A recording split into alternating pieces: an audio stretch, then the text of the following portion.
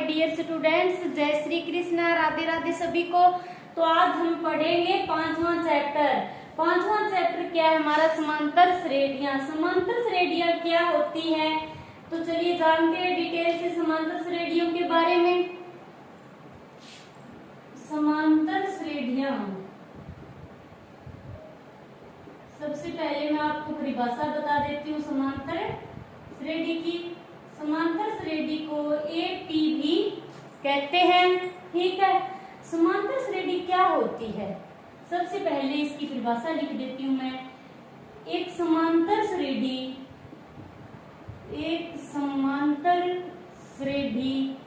संख्याओं की एक ऐसी सूची होती है,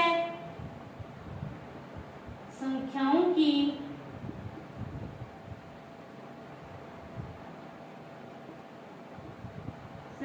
की एक ऐसी सूची होती है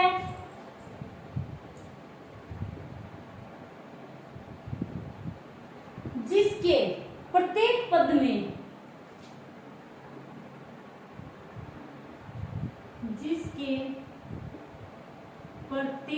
पद में प्रत्येक पद और पहला पद छोड़कर,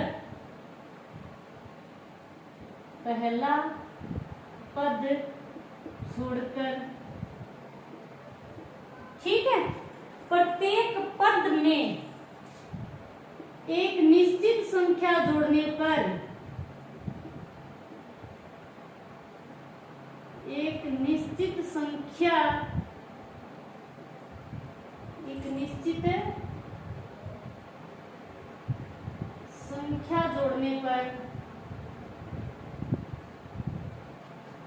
संख्या जोड़ने पर हमें प्राप्त होती है।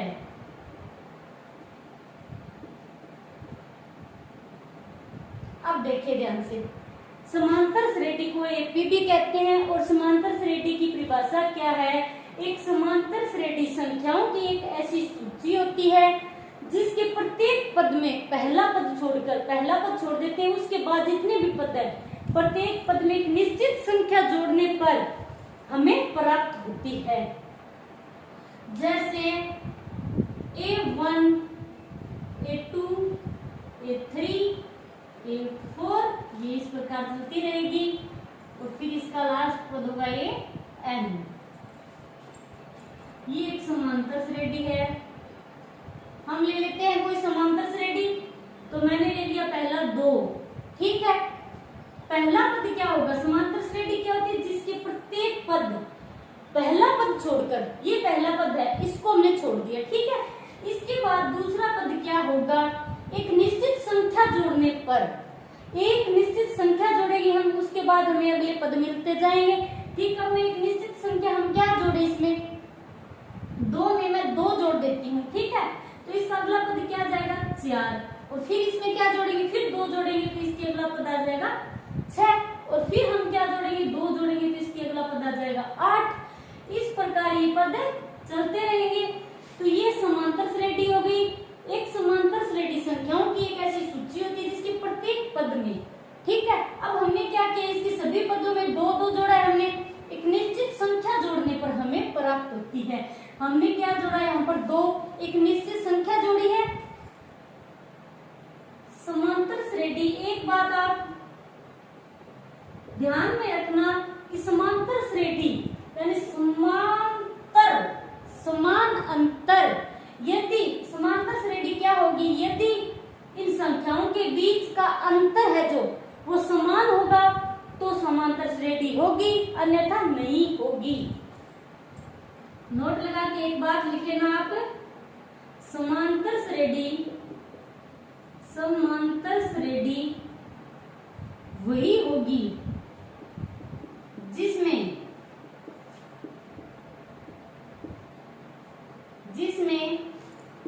संख्याओं के, समांतर श्रेणी क्या होगी? समांतर श्रेणी वही होगी जिसमें संख्याओं का अंतर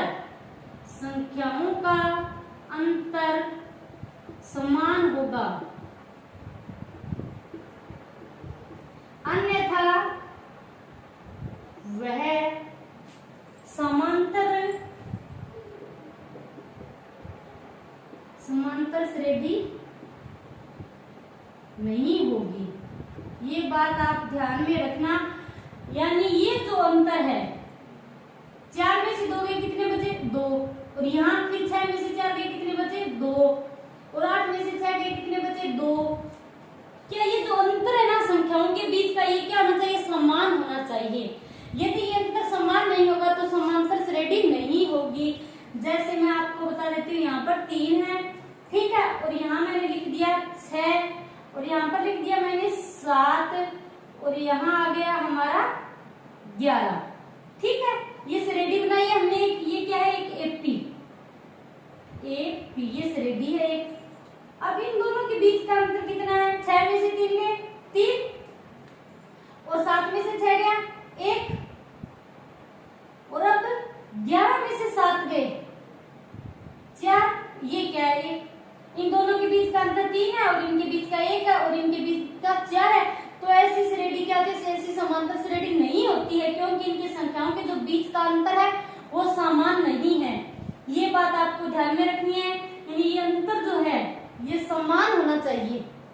ठीक है, वही होगी समांतर श्रेणी। इसके बाद समांतर श्रेणी कितने प्रकार की होती है?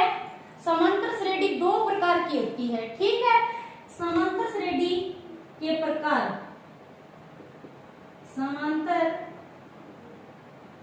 श्रेणी के प्रकार। समांतर श्रेणी होती है हमारी 2 प्रकार की। समांतर श्रेणी 2 प्रकार की होती है। ओके, पहली समांतर श्रेणी क्या होती है? यानी पहली एपी जो होती है परिमित एपी, यानी समांतर श्रेणी। तो परिमित एपी क्या होती है? एक ऐसी समांतर श्रेणी जिसमें पदों की संख्या निश्चित हो, परिमित एपी कहलाती है। एक ऐसी समांतर श्रेणी जिसमें पदों की संख्या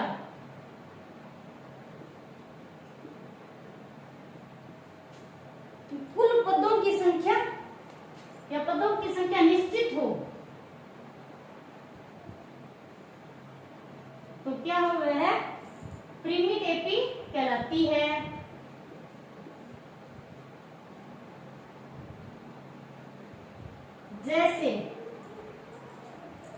जैसे हम एक एपी बनाते हैं, समांतर श्रेणी बनाते हैं। ये है हमारी समांतर श्रेणी 3, और फिर 6, और फिर है 9, और फिर 12, और फिर 15। ठीक है, ये एक समांतर श्रेणी है। इनके बीच का अंतर कितना है? 3, और बीच का अंतर 3 है, और जितनी भी संख्या है इन सभी के बीच का अंतर क्या है? समान है। तो तभी ये समांतर श्रेणी होगी जब इनके बीच का अंतर क्या है? समान होगा। तो अब इसमें हमें क्या करना है? परिमित एपी कौन सी होती है? परिमित एपी एक ऐसी समांतर श्रेणी जिसमें पदों की संख्या निश्चित हो। पद कौन सी हमारे? ये पद ही है, पहला पद, दूसरा पद, तीसरा, चौथा और 5वां। इस श्रेणी में कितने पद है? कुल 5 पद है। यानी इसमें पदों की संख्या निश्चित, हम गिन सकते हैं कितने पद है। ठीक है, तो हमने गिन लिया, इसमें 5 पद है। तो ये क्या है? एक परिमित एपी कहलाती है। क्या है? अपरिमित समांतर श्रेणी। अपरिमित एपी यानी समांतर श्रेणी। अपरिमित समांतर श्रेणी कौन सी होती है? एक ऐसी श्रेणी जिसमें एक ऐसी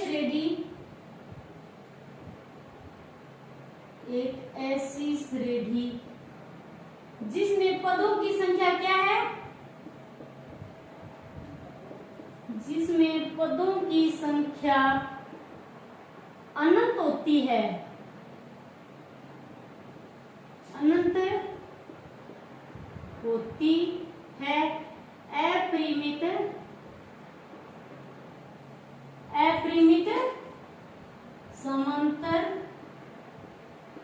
श्रेणी कहलाती है।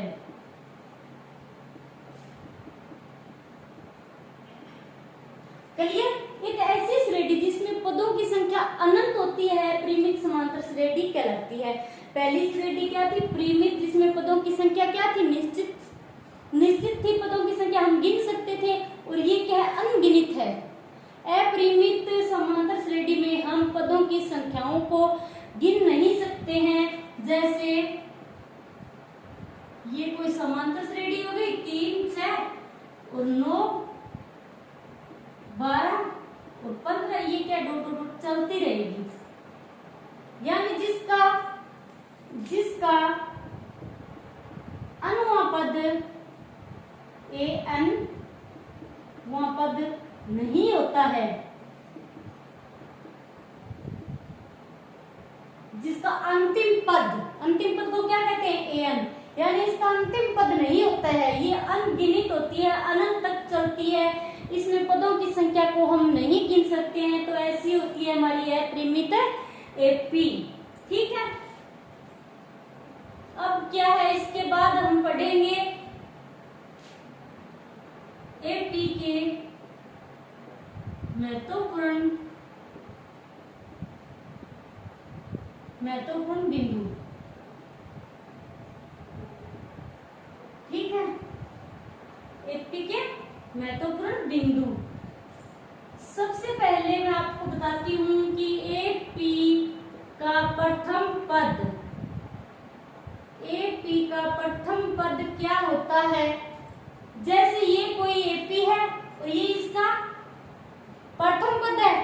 प्रथम पद कौन सा होता है? श्रेणी का सबसे पहला पद जो होता है उसे प्रथम पद कहते हैं, और प्रथम पद को A1 से प्रदर्शित करते हैं। एपी का प्रथम पद यानी श्रेणी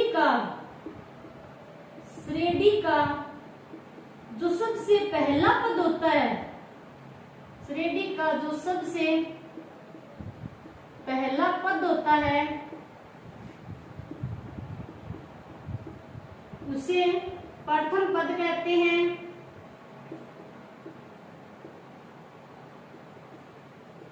ठीक है? ये समांतर श्रेणी है कोई, और ये 3 क्या है? इसका पहला पद है, तो इसे A1 से प्रदर्शित करते हैं। श्रेणी का जो सबसे पहला पद होता है उसे प्रथम पद कहते हैं। ये है सबसे पहला पद, इसे प्रथम पद कहते हैं, और इसे A1 से प्रदर्शित करते हैं। ये होता है समांतर श्रेणी का प्रथम पद। ठीक है? इसके बाद है एपी का अंतिम पद,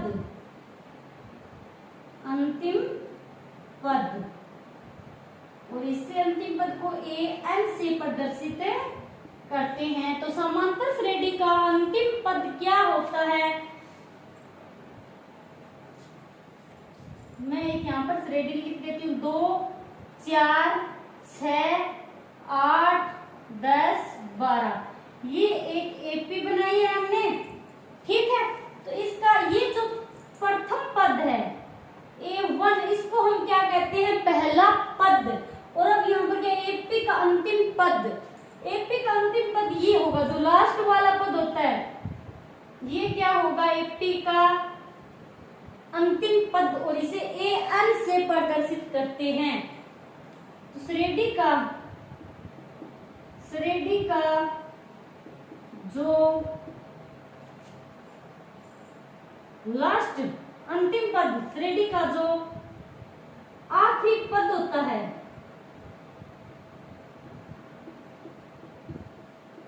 यानी अनुआ पद, उसे क्या कहते हैं? उसे श्रेणी का अंतिम पद कहते हैं। अंतिम पद कहते हैं। तो ये हो गया श्रेणी का अंतिम पद, अनुआ पद। ठीक है? अब है समांतर श्रेणी के बीच का जो अंतर होता है उसको क्या कहते हैं? सारव अंतर।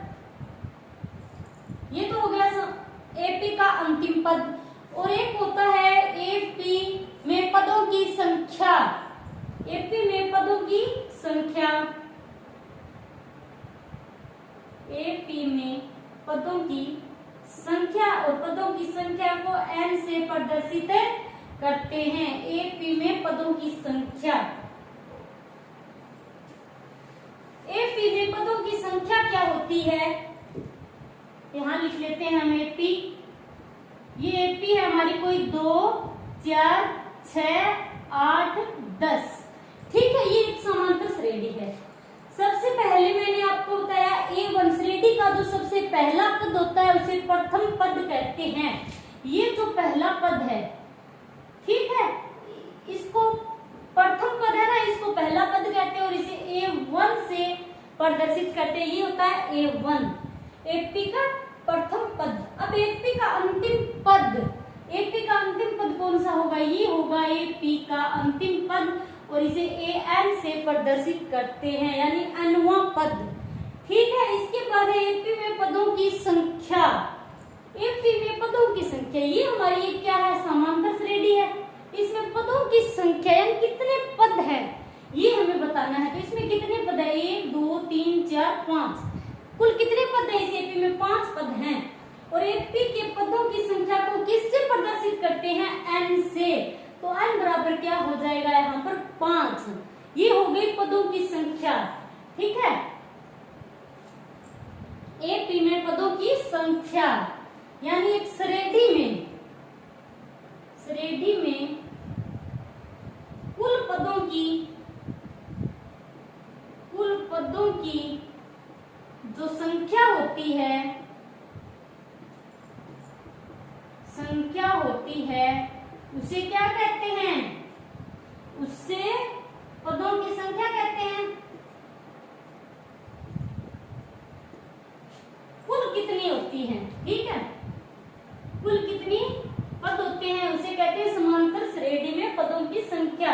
श्रेणी में कुल पदों की संख्या को जो श्रेणी में कुल पदों की जो संख्या होती है उसे पदों की संख्या कहते हैं। कुल कितनी संख्या है, तो इस श्रेणी में कुल कितनी है, 5 संख्या है। तो ये हो गई पदों की संख्या।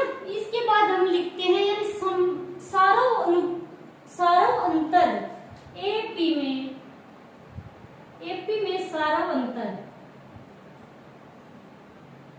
ये सारों अंतर क्या होता है, इसे D से प्रदर्शित करते हैं, यानी दो क्रमागत संख्याओं के बीच का जो अंतर होता है श्रेणी में क्रमागत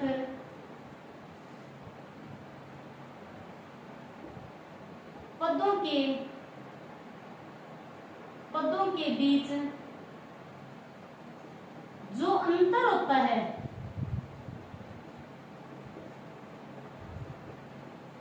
उसे सारों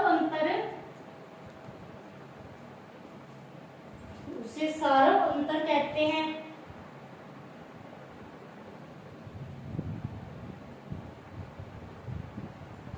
और इसे D से प्रदर्शित करते हैं।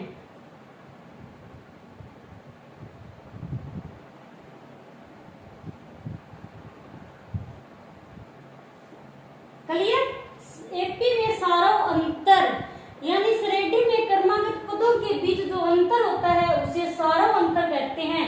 ये जो श्रेणी है इसमें ये क्या है, क्रमागत पद है और इनके बीच का जो अंतर होता है उसको क्या कहते हैं, सारों अंतर कहते हैं और उसे D से प्रदर्शित करते हैं। यानी ये जो श्रेणी है इसमें सारों अंतर कितना है, 2 में कितने जोड़े, 2, तो कितना है 4, 4 में से 2 गए 2 और फिर 6 में से 2 गए 2 और 8 में से 6 गए 2 और 10 में से 8 गए 2, तो इनका सारों अंतर क्या हो गया, इस श्रेणी का 2। ये होता है सारों अंतर, इसे D से प्रदर्शित करते हैं। एपी का जो सारों अंतर है वो कैसे निकाला जाता है, एपी का सारों अंतर क्या होता है, D। तो सबसे पहले मैं आपको बताती हूँ एपी होती क्या है, क्या होती है, A1, A2, A3, A4, ये क्या है, इस प्रकार An पदों तक चलती, ये होती है समांतर श्रेणी। और हमें क्या करना है, D यानी सारों अंतर। यदि हमें सारों अंतर D निकालना हो तो उसका फॉर्मूला क्या होगा, D क्या होता है, ये दो पद है, इनके बीच की जो संख्या होती है अंतर होता है, फिर ये दो पद है उनके बीच का अंतर समान होता है हमेशा, और उसे क्या कहते हैं, डी कहते हैं। तो यही सारा अंतर है, हमें ये डी निकालना है। तो हम क्या करेंगे, जो दूसरा पद है उसमें से पहला पद घटा देंगे, तीसरा है उसमें से दूसरा घटा देंगे, तो क्या आएगा, अंतर आ जाएगा पदों के बीच की संख्याओं का। तो इसका फॉर्मूला क्या हो जाएगा कि A2 माइनस A1 क्या हो गया, D बराबर A2 माइनस A1, यानी दूसरे पद में से पहला पद घटाएंगे तो हमें क्या है, इनका अंतर मिल जाएगा, ये सारो अंतर। ठीक है, ये हो गया सारो अंतर। मैं बताती हूँ आपको कि एपी का व्यापक रूप, एपी का व्यापक रूप क्या होता है, क्या होता है एपी का व्यापक रूप। एक समांतर श्रेणी का व्यापक रूप होता है, पहला पद ए होता है, फिर हम क्या, ये पहला पद हो गया, इसमें फिर क्या करेंगे, सारा अंतर जोड़ेंगे, डी, यानी अंतर जोड़ने पर हमें दूसरा पद मिलेगा। तो ए में हम कितना जोड़ेंगे, ए प्लस डी, यानी अंतर जोड़ दिया। ए तो पहला पद है और इसमें हमने डी जोड़ दिया, यानी सारा अंतर जोड़ दिया, तो दूसरा पद मिलेगा। ठीक है, और फिर इसमें हम क्या करेंगे, ए प्लस 2d जोड़ेंगे तो क्या मिलेगा, तीसरा पद। इसी प्रकार a प्लस 3d, तो कौन सा पद मिलेगा हमें, चौथा पद। ये हो गया हमारा पहला पद। ठीक है, A1, ये हो गया A2, ये हो गया A3 और ये हो गया A4, यानी चौथा पद है।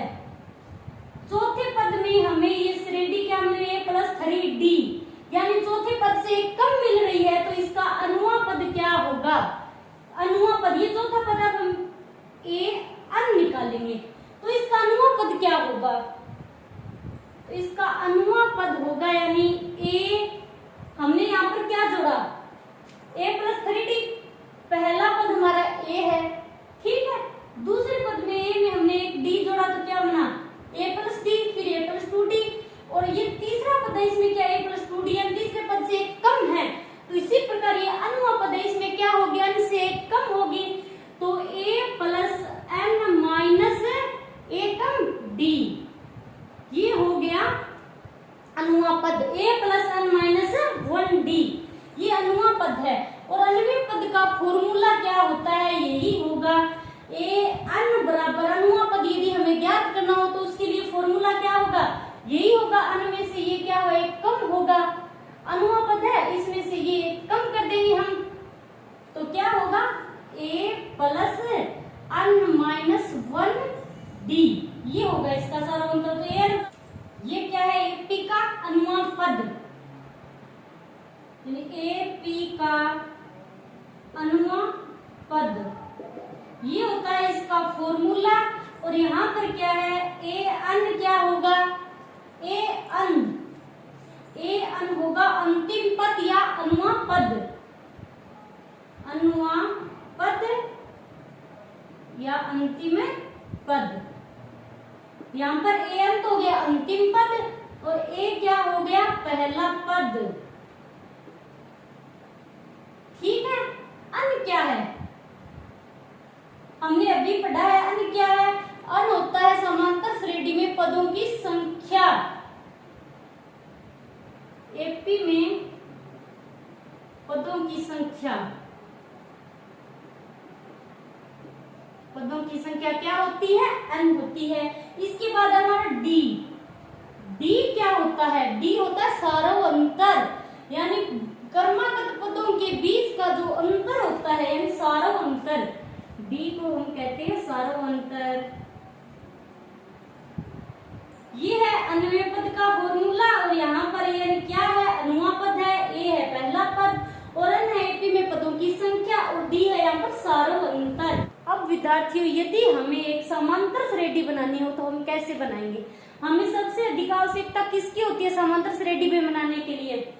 मैंने आपको बोल दिया कि एक समांतर श्रेणी तैयार करो, तो आप शुरू कहां से करेंगे समांतर श्रेणी बनाना, यानी समांतर श्रेणी यदि आपको पहले हम शुरू कहां से करें, यानी पहला पद क्या होगा, यदि हमें पहला पद पता हो, ठीक है, और उसके बाद क्या हो, पहला पद तो हम लिख लेंगे, पहला पद तो हमें दे दिया और फिर दूसरा कैसे निकालेंगे, यानी सारों अंतर, यदि हमें सारों अंतर दिया गया हो तो पहले पद में सारों अंतर को जोड़ देंगे तो क्या होगा, एक श्रेणी बन जाएगी। यानी समांतर श्रेणी बनाने में, समांतर श्रेणी बनाने में ए व डी का महत्व, यानी एक समांतर श्रेणी हम जब बनाते हैं तो ए क्या होता है, हमारा प्रथम पद होता है, और डी क्या होता है, सारों अंतर होता है। तो इनकी हमें क्या जरूरत पड़ती है, देखिए तो यदि हमें ए दे दिया है यहाँ पर, ए बराबर है 2 और डी बराबर दे दिया, सारों अंतर हमें दे दिया 4, और हमें बोल दिया कि एक एपी तैयार करो, तो कैसे करेंगे हम, ठीक है। एपी बनाने के लिए एक मैंने आपको व्यापक रूप बताया था, एपी का व्यापक रूप। तो एपी का व्यापक रूप क्या होता है, एपी का व्यापक रूप, एपी का व्यापक रूप होता है यानी पहला पद ए और फिर इसमें दूसरा पद ए प्लस डी, सारा अंतर जोड़ देंगे तो दूसरा आ जाएगा, और फिर ए प्लस 2d और फिर ए प्लस 3d, इस प्रकार ये चलेगा, ये होता है इसका व्यापक रूप, ठीक है। अब हमें बोल दिया कि एक समांतर श्रेणी तैयार करो, ए हमें 2 दे दिया और डी दे दिया 4, तो अब हम करेंगे एक समांतर श्रेणी तैयार। तो ये है समांतर श्रेणी का व्यापक रूप, ये आप ध्यान में रखोगे। और फिर ये ए पहला पद, हम एक एपी बनाना शुरू करते हैं, तो पहला पद क्या है 2, तो ये लिख दिया एपी, पहले पद की जगह हमने 2। अब ए प्लस डी दूसरा पद निकालने के लिए, तो ए है हमारा 2 प्लस डी कितना है 4, तो ये दूसरा पद हो गया। फिर तीसरा पद, इस सूत्र में मान रखते जाओ, ए क्या है 2 प्लस 2 इंटू डी क्या है 4, और फिर ए हमारा 2 प्लस 3d यानी डी है हमारा 4। इस प्रकार बनेगी हमारी एक समांतर श्रेणी। तो 2, ठीक है, पहला पद 4 और 2 8, दूसरा पद तीसरा क्या होगा 4 दूनी 8, 8 और 2 10, और फिर क्या होगा 4 दिया 12, 12 और 2 14, ये हो गई समांतर श्रेणी। यानी यदि हमें समांतर श्रेणी बनानी हो तो ए व डी होना जरूरी है। ए व डी का समांतर श्रेणी बनाने में कितना महत्व होता है, ए या डी के बिना समांतर श्रेणी नहीं बनाई जा सकती। तो ये हो गई हमारी समांतर श्रेणी।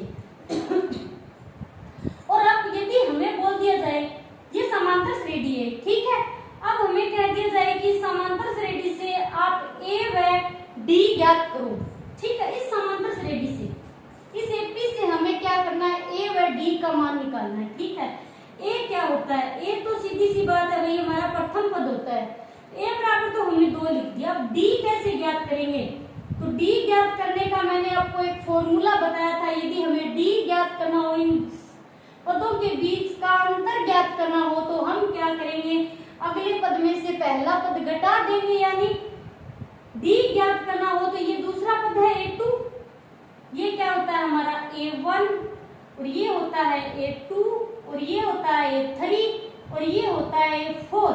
यानी a2 में से 1 घटा देंगे तो इनके बीच का जो अंतर है वो हमें मिल जाएगा। यानी डी का फॉर्मूला होता है यहाँ पर a2 माइनस a1, ठीक है। अब इस समांतर श्रेणी से हमें ये डी निकालना है, तो कैसे निकालेंगे, ए तो पहला पद है, ठीक है, हमने लिख दिया a बराबर 2। अब a2 यही है, इससे तुलना कराओगे व्यापक रूप से, तो a2 क्या है हमारा 8 है, तो d बराबर 8 माइनस a1 क्या है, a1 से तुलना कराओगे तो 2 है, तो बराबर कितना 8 में से 2 गए 6, यानी d आ गया यहाँ पर 6।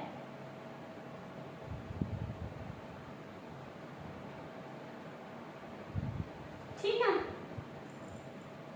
तो ये क्या है 4 और 2 6, ये समांतर श्रेणी में क्या आएगा, गुना नहीं होगा, वे जुड़े गए 4 और 2 6, और फिर 4 दूनी 8 और 2 10, 12 और 2 14, ठीक। तो अब क्या आएगा यहाँ पर, यानी a2 हमारा कितना है, a2 आएगा 6 माइनस 2 यानी 4, ये आ गया सारों अंतर d।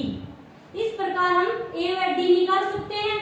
तो यदि a व d दिया गया हो तो समांतर श्रेणी बना सकते हैं। अब है AP के प्रथम अनुपदों का योग, AP के यानी समांतर श्रेणी के प्रथम n पदों का योग। एपी के प्रथम n पदों का योग एक एपी है, ठीक है। यानी ये एक समांतर श्रेणी बनाते हैं 2 4 6 8 और 10, ठीक है। ये हो गई एक समांतर श्रेणी। ये तो हो गया इसका पहला पद, और इन दोनों के बीच का 4 में से 2 गए यानी 2, ये क्या होगा सारों डी। और अन क्या होती है इसमें पदों की संख्या, यानी पद कितने होते हैं, और अंतिम पद कौन सा होता है, ए अन, ये होता है ये 10, ठीक है। एपी के प्रथम अन पदों का योग, इसको कहते हैं एस। इसका फॉर्मूला होता है n/2, ठीक है, 2a प्लस n-1d। ये होता है एपी के प्रथम n पदों का योग। हमें इस एपी का योग दिया गया हो, यानी एक एपी दी गई हो और इसके क्या प्रथम n पदों का योग निकालना हो हमें इन पदों का, तो इसमें तो हम सीधा जोड़ सकते हैं, ठीक है। 10 और 8 18, और 18 और 6 24, 24 और 6 28, 28 और 2 30। तो इसमें तो कुल यानी n पदों की संख्या कितनी है, 30 है। इसमें तो ये तो आसान सी है, छोटी सी एपी हमने बता दिया। यदि हमें कोई बड़ी संख्याओं में एपी दी गई हो और हमें क्या करना, उसका n पदों का योग निकालना हो, तो उसके लिए ये होता है फॉर्मूला, ठीक। अब हम इस फॉर्मूले को ऐसे लिख सकते हैं n/2, ये 2a है, 2a है, इसको हम a प्लस ए भी तो लिख सकते हैं, a प्लस ए और फिर प्लस n-1d, इसे लिख सकते हैं हम इस प्रकार। अब आगे देखिए n/2, a हमने लिख लिया। अब ये इतना क्या बचा है, अनुमा पद है ना, ये a अन बराबर हमारा एक फॉर्मूला था अनुमेय पद का, n बराबर a प्लस n-1d, ये फॉर्मूला था ना हमारा। तो इसकी जगह हम ये a n लिख सकते हैं ना, तो a प्लस a n, ये हो गया भाई अनुमा अन पदों की का योग निकालना हो तो इसका फॉर्मूला होता है। और ए अन क्या है, ए अन को यहाँ अल भी लिख सकते हैं, ए अन को एल से भी प्रदर्शित कर सकते हैं।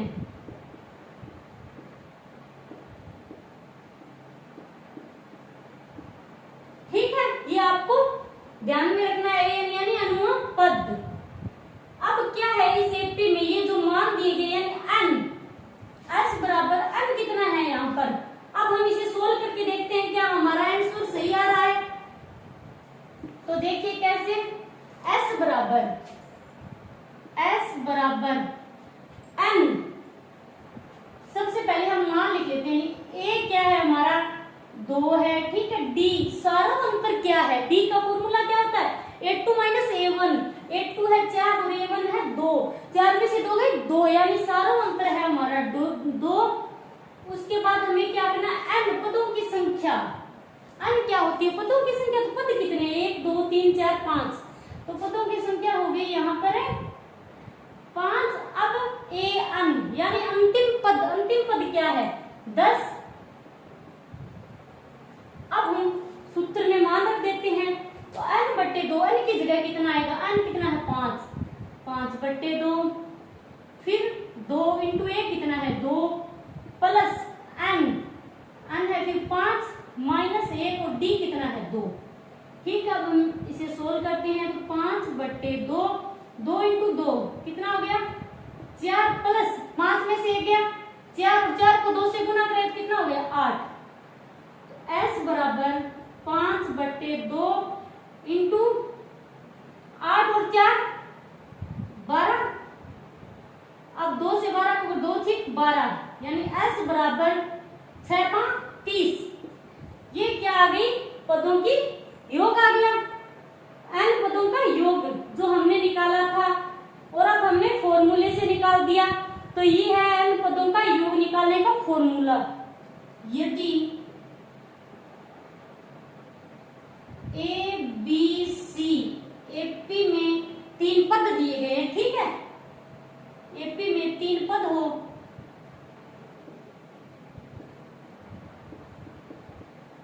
एपी में ए बी सी 3 पद हो तो समांतर माध्य कैसे निकालते हैं?